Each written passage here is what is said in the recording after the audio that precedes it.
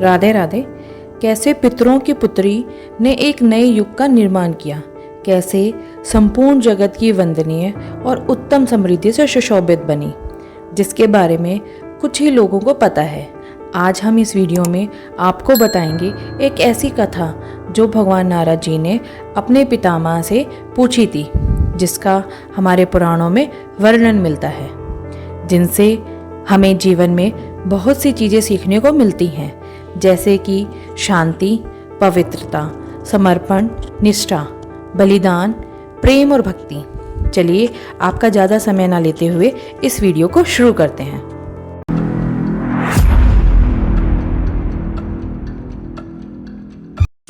एक बार नारद जी ने ब्रह्मा जी से पूछा कि प्रजापति दक्ष के यज्ञ में सती माता ने अपना शरीर त्याग कर कैसे वो हिमालय राजा की पुत्री बनी और किस तरह अत्यंत उग्र तपस्या करके उन्होंने वापस भगवान शिव को पति रूप में प्राप्त किया।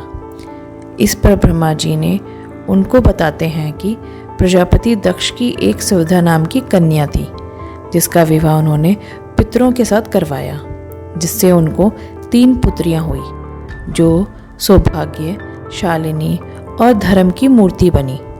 उनमें से ज्येष्ठ पुत्री का नाम मैना, मंजली, धन्या और छोटी कन्या कलावती थी। ये कन्याएं पितरों की मानस पुत्रियां थीं, क्योंकि वो मन से प्रकट हुई। एक बार भगवान विष्णु के दर्शन के लिए गई। उस समय वहाँ भगवान के दर्शन करने बहुत सारे संत भी इकट्ठा हुए थे। उसी अवसर पर मेरा पुत्र सनकादि भी वहाँ गए। सनकादि मुनि देवताओं के आदि पुरुष और संपूर्ण लोकों में वंदनीय थे। वो जब वहाँ गए तो सभी लोग उनको प्रणाम करने खड़े हो गए, लेकिन ये कन्याएं उन्हें देखकर भी खड़ी नहीं हुई, जिससे वो क्रोध में आ गए और स्वर्ग से दूर होकर नर नारी बनने का श्राप दे दिया, जिससे वो कन्याएं अत्यंत दुखी हुई और प्रार्थना करने लगी। उनके विलाप को देखकर सनकादि मुनि उनको बोले कि ये श्राप जो मैंने दिया है वो सदा ही तुम्हारे शोक का नाश करने वाला और हमेशा ही तुमको सुख देने वाला होगा। उन्होंने बोला कि जो ज्येष्ठ पुत्री है वो भगवान विष्णु की अंशभूत हिमालय गिरी की पत्नी बनेंगी, जो कैलाश नाम परम पद को प्राप्त करेंगी।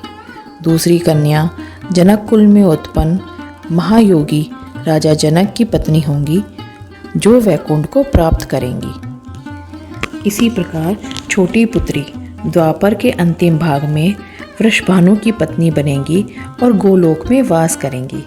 इसमें कोई संशय नहीं है, और साथ में ही ये श्राप की वजह से तुम सदा सुख का आनंद लेने वाली होगी, क्योंकि मैना की पुत्री साक्षात जगदम्बा माँ पार्वती नाम से विख्यात होंगे और अपनी अत्यंत कठिन तपस्या से भगवान शिव की प्रिय पत्नी बनेंगी। वहीं धन्या की पुत्री के रूप में महालक्ष्मी अवतरित होंगी, जो सीता नाम से विख्यात होंगी और भगवान श्री रामचंद्र की पत्नी बनेंगी। वहीं कलावती की पुत्री साक्षात गोलोक में निवास करने वाली राधा रानी होंगी।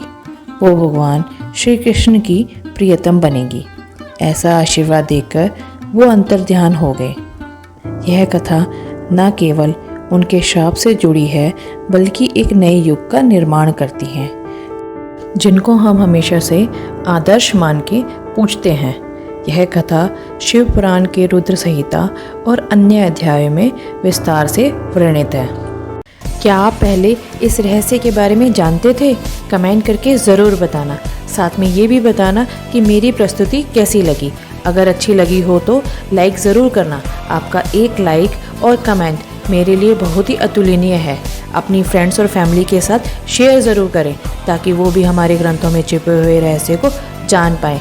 चैनल पर नए हैं तो सब्सक्राइब करना मत भूलना। See you in the next video. Thanks for watching.